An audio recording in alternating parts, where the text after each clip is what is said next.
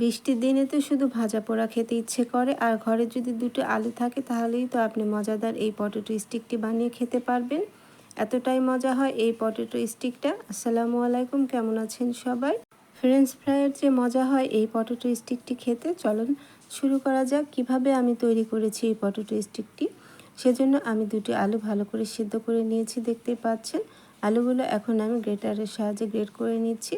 আপনারা চাইলে হাত দিয়েও ম্যাশ করে নিতে পারেন, তবে গ্রেটারের সাহায্যে গ্রেট করে নিলে আলুটা খুবই মিহি হয়, কোনো দানাদার থাকে না।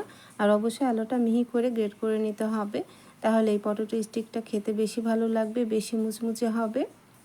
আমি এভাবে পুরো আলুগুলো গ্রেট করে নিয়েছি, দেখতে পাচ্ছেন। এখন আমি কিছু ইনগ্রেডিয়েন্ট এখানে অ্যাড করব, আর খুব বেশি মশলারও প্রয়োজন হয় না এখানে।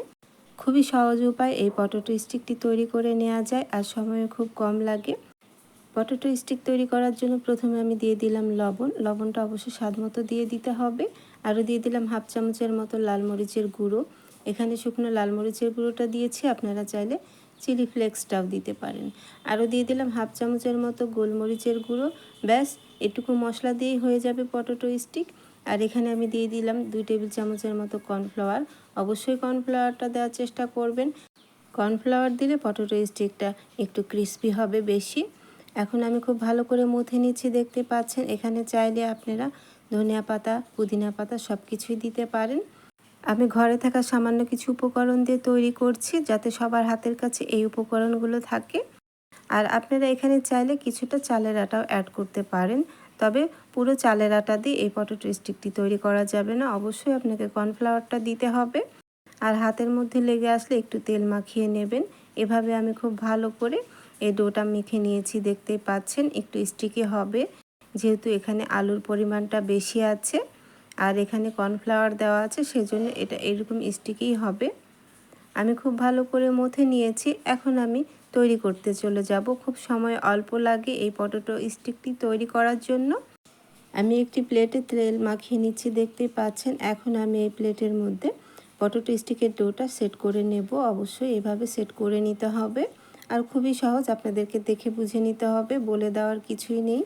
দেখতে পাচ্ছেন আমি কিভাবে সেট করে নিচ্ছি। হাতের মধ্যে তেল মেখে একটু আস্তে আস্তে এভাবে চেপে দিতে হবে, আর খুব বেশি বড় করা যাবে না, যেহেতু আমি যখন কেটে নেব তখন এগুলো বড় হয়ে যায়। সেজন্য সাইজটা ঠিক রেখে আপনাকে কেটে নিতে হবে। আমি এভাবে কেটে নিচ্ছি, দেখতেই পাচ্ছেন। ওঠানোর সময় অনেকটা লম্বা হয়ে যায়, সেজন্য একটু ছোট করে পিস করে নিলে দেখতে ভালো লাগে। এভাবে আমি সম্পূর্ণ স্টিকগুলো কেটে নিচ্ছি, দেখতে পাচ্ছেন। আর একটু স্টিকি হয়ে আছে, তবে ভেজে নিলে ঠিক হয়ে যাবে। এভাবে আমি সব স্টিকগুলো কেটে নিচ্ছি, দেখতে পাচ্ছেন। এভাবে কেটে নিয়ে তারপর ভেজে নিতে হবে। খুবই অল্প সময়ে ভেজে নেওয়া যায়। এখন আমি এই স্টিকগুলো ভেজে নেব, দেখতেই পাচ্ছেন আমি কতটা পুর রেখেছি। এরকম চিকন চিকন করে হাত দিয়ে একটু ডলে নিলেও হবে, আবার না নিলেও হয়। এভাবে আমি এখন এই স্টিকগুলো ভেজে নেব।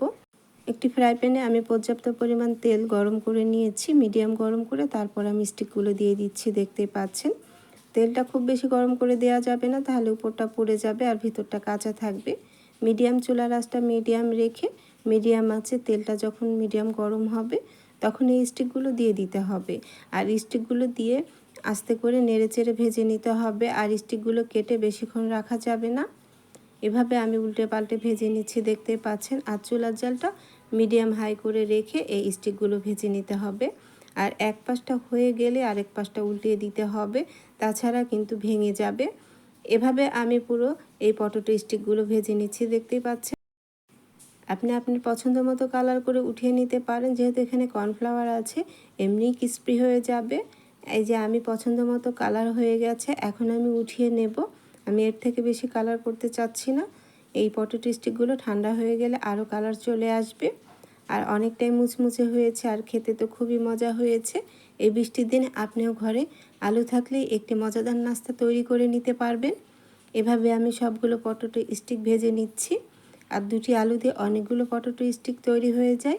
বিকালের নাস্তা হিসেবে আপনি এই পটেটো স্টিকগুলো তৈরি করতে পারেন। তাছাড়া বাচ্চার টিফিনেও এই পটেটো স্টিকগুলো আপনি দিতে পারেন টিফিন হিসেবে। এভাবে আমি তৈরি করে নিয়েছি, দেখতেই পাচ্ছেন কতটা মুচমুচে হয়েছে। দেখতে যতটা লোভনীয় হয়েছে, খেতে তো তার থেকে অনেক মজা হয়েছে। এতটাই মজা হয়েছে, একবার বাসায় না বানিয়ে খেলে বুঝতেই পারবেন না যে এত সহজে আর এত অল্প সময়ে পটেটো স্টিক ঘরেই তৈরি করে নেওয়া যায়। আশা করছি আজকে আমার এই পটেটো স্টিকের রেসিপিটি আপনাদের ভালো লেগেছে। রেসিপিটি ভালো লাগলে চ্যানেলটি সাবস্ক্রাইব করে রাখবেন।